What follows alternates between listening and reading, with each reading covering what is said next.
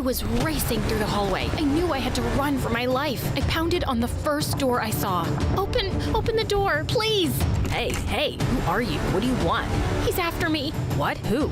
Help me! No, don't go outside! Okay, hold on. Let's get some context here. I'm Luna, and I was born in a small town in Switzerland. Before we go any further, like and subscribe to hear my story. Thank you! It took my mom hours to give birth to me. So much so that doctors and nurses figured it would be okay to take a lunch break since they'd be there forever. Maybe it's cause I was scared with everyone there. But as soon as the room was empty and my dad took a bite of a sandwich, I decided to come through. My mom gave birth to me pretty much by herself. What a hero. We should name her Heidi. Really? The most ridiculous Swiss name you could think of? We might as well have named her Cheese Fondue or Swiss Army Knife. After arguing over it, they agreed on Luna. Luna means moon in Italian. It's no wonder that I grew up to be a dreamer. When my parents split, I was a little upset. Pack your suitcase. We're leaving. In order to keep me from destroying our house, Mom decided to take me on a trip and explore the world. Life was amazing. Why don't we travel the world for the rest of our lives? Mom was skeptical. I just graduated high school. It's the perfect time to take a break. And how will we afford that if I don't work? Ugh, see, the Lunas of this world, the dreamers, we aren't made for sitting in classrooms for hours. So we're not gonna travel the world? I'm not saying we won't. I'm saying I won't. And with that, she just gave me a wink that could have meant two things. Either she was giving me the green light to go on this trip alone, or she had something in her eye. Either way, I was left feeling confused and a little nervous. I had never traveled without her before. I mean, she was the one who packed my bags and reminded me to put on clean undies. But there was no turning back now. I ran out of things to break in the house, and Mom was starting to look at me like a caged animal. I needed to get out of there before I started gnawing on the furniture. When I told my mom I planned to go to Australia, she looked at me like I had announced I was joining the circus. Australia? That's on the other side of the world. Yes, because I got the best deal. I used my student card to get the cheapest package to Australia during peak season, and there were no other countries available, so I had to act fast since there was only one spot left. Do you know how big the spiders are in Australia? Of course I knew, but I had refused to Google anything about Australia out of fear I'd get too afraid to go. I had to do this.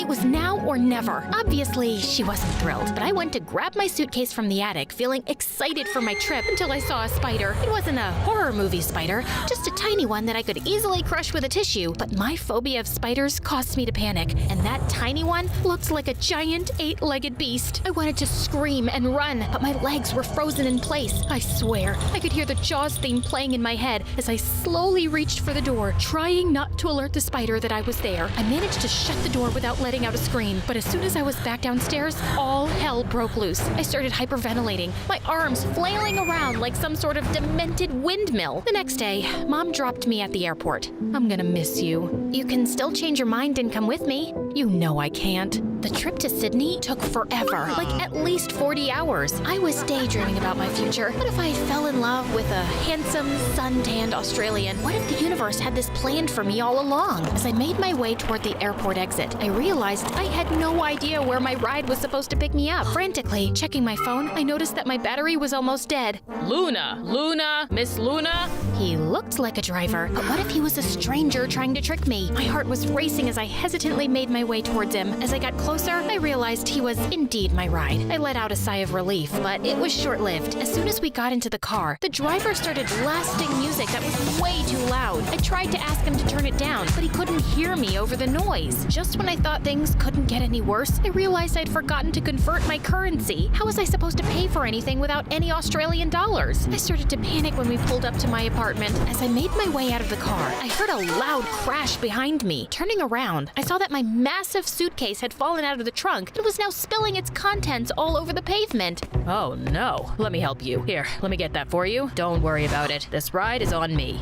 He drove away, and I was stunned by how nice Australians were. As I reached for my wallet to check my funds, I realized with horror that it was missing. That sneaky driver must have swiped it while I was distracted by the chaos of my spilled suitcase. I couldn't believe it. I had just been robbed by the same guy who pretended to help me. I had only a little food left and chump change in my bag. I had to find my thief immediately, or I would starve. That day had been a total dumpster fire, but then I saw something that caught my eye outside my apartment window. There was the driver, standing by the beach with a surfboard. I immediately ran downstairs and headed towards the beach. I looked around frantically, trying to spot my driver. After a few moments, I saw him in the water riding a wave. Without Without a second thought, I decided to steal a surfboard and join him in the water. As I made my way into the ocean, ready to catch my thief, wham!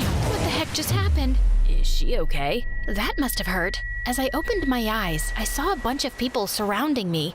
Ouch. My face was hurting. So after I got up, the lifeguards told me that you should never enter the water holding your surfboard in front of you. Waves will hit the board and slam it right into your face. But I didn't care about any of that. My thief was gone, and I still had this board that I had borrowed and wasn't sure where to return it. That's Adam's board. Huh? Adam? He lives in that building.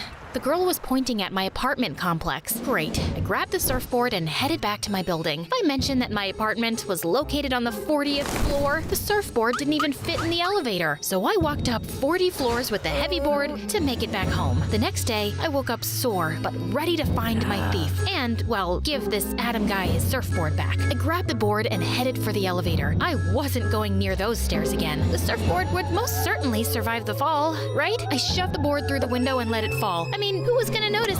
Ouch! I scanned the beach like a hawk trying to spot my thief, but I couldn't see beyond the waves. I needed to get everyone out of the water to identify the culprit. Shark! Shark! Everyone came running out of the water in a frenzy, but as soon as they realized there was no danger, they looked at me like I was the crazy one. And the worst part, the thief was nowhere to be seen. That night, I decided to make myself a fondue. Yeah, kinda gross to have melted cheese in the summer, but I was missing home. As I was about to finish melting the cheese on the stove, my fire alarm started screaming at me. I immediately grabbed a towel and hurriedly waved it under the fire alarm. It was useless. This thing wouldn't stop. Suddenly, there was a loud thud. Was someone here with me? I was racing through the hallway. I knew I had to run for my life. I opened the first door I saw. Hey, who are you and what are you doing in my apartment? He's after me. What? Who? Help me! No, don't go outside. Wow, he was so cute that I almost forgot about my fire alarm that was blasting in the background and the fact that someone was after me. Fire, alarm, stranger, apartment.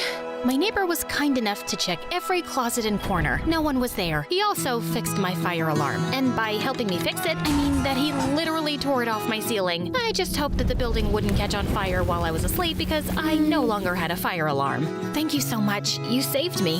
Happy to help. I'm here for anything you need. I'm Adam, by the way. Luna, like the Moon, I love it. Wait, are you the Adam? Oh, wow, you're the thief. Well, wait a minute. I didn't steal it. I borrowed it to go after my thief.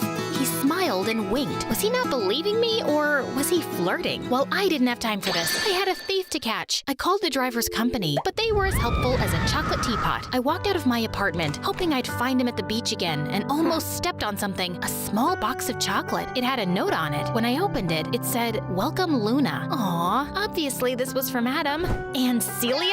So, my handsome neighbor had a girlfriend. Clearly, he wasn't flirting with me and thought my thief story was a lie. I laid in bed that night, exhausted and annoyed, wishing for a good night's sleep. But that didn't happen. I woke up around 3 a.m. that night. Something felt off. I was sure I wasn't alone, but with a quick look around my small studio, I saw no one. Then why did it feel like I was being watched? As I looked at my ceiling, I saw it. The spider. I'm talking a big, hairy, 8-legged nightmare that could have easily passed for a small dog. How did it end up in my apartment on the 40th floor? I won't admit it, but I was tearing up. I needed help, but who could I call at 3 a.m.? Mom. With the time difference, it was daytime for her. I immediately FaceTimed her. Hey, honey. Mom, there's a monster in my apartment. As I looked up at my ceiling, it was gone. Without thinking for a second, I jumped up and looked around. Where was it? Was I dreaming? Are you okay, honey? Mom, there's a huge spider. Remember what I always tell you. The spider is probably more afraid of you than you are of it. Ah, behind you. It must have fallen behind my bed somehow. I swear that at that moment, the spider gave me a judgmental look. Don't you dust behind your bed? Mom, what do I do? I aimed the phone toward the spider to show my mom. Stop zooming in. I'm not. This thing is huge. I felt a wave of panic wash over me. My heart started racing, and my palms began to sweat. Mom, I can't do anything by myself. I'm useless alone. Someone stole my wallet, and now there's a huge spider, and I can't achieve anything without you. That's not true, Luna. When Dad left, first. I thought I was never going to be able to do anything alone, but I was able to. I survived. You can make it through anything. And just then, the screen went black. My phone died at the worst time. The spider was still there, and I was alone. I grabbed the nearest object I could find, which happened to be a travel guide. But as I raised it up to strike the spider, I started to have second thoughts. What if I missed and it crawled on me? Or worse, what if I missed and it called for all its spider friends to come and get me? There was no one to save me. I considered calling the police, but I was afraid they'd lock me up for disturbing them over a spider. I stood still watching the spider. It was looking back at me like we were in some Western movie scene. Eventually, I made a move toward it, hoping I could scare it away, but it wasn't scared. It lifted its legs, ready to attack. Okay, this spider wasn't going anywhere, so I did what anyone would have done. I slept on my doormat. A few hours later, I was woken up by my neighbor Adam. Luna, what are you doing? Spider, huge. Oh, you must have met a huntsman spider. They're great. They eat mosquitoes. Mosquitoes? I'm surprised this thing doesn't eat cows. It's huge. Adam was laughing. He helped me up and looked me in my eyes. You could have knocked at my door. So I wasn't wrong. He was hitting on me. I didn't want to wake up your girlfriend. My girlfriend? Oh, Celia? That's my sister and current roommate. Oh, and just then, he pulled out my wallet from his back pocket. How?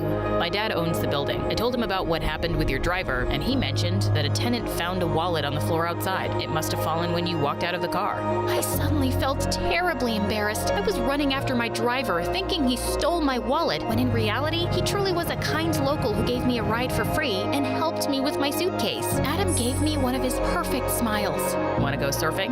As the universe was handing me my wallet back and a handsome Australian, I felt compelled to decline. I think I'm good. I'm gonna pack my stuff and go home. He was surprised, but nodded respectfully. I packed in record speed to avoid another encounter with Dracula Spider and headed for the airport. As much as I appreciated Adam's gesture of returning my wallet, going surfing with him sounded like a disaster waiting to happen. I mean, the guy lived in his dad's building. Talk about dependent behavior. It was like looking in a mirror and realizing I needed to stop relying on my mom so much. The truth is that ever since Dad left, I was running away from my problems by traveling. But if I ever wanted to grow up to be an independent adult, I needed to confront my fears head on, even if it meant facing spiders the size of cars. For the first time in my life, I felt like I was able to weave my way out of this tangled web of fear, and it felt good. I was going back home, and I'm not running away from my problems ever again.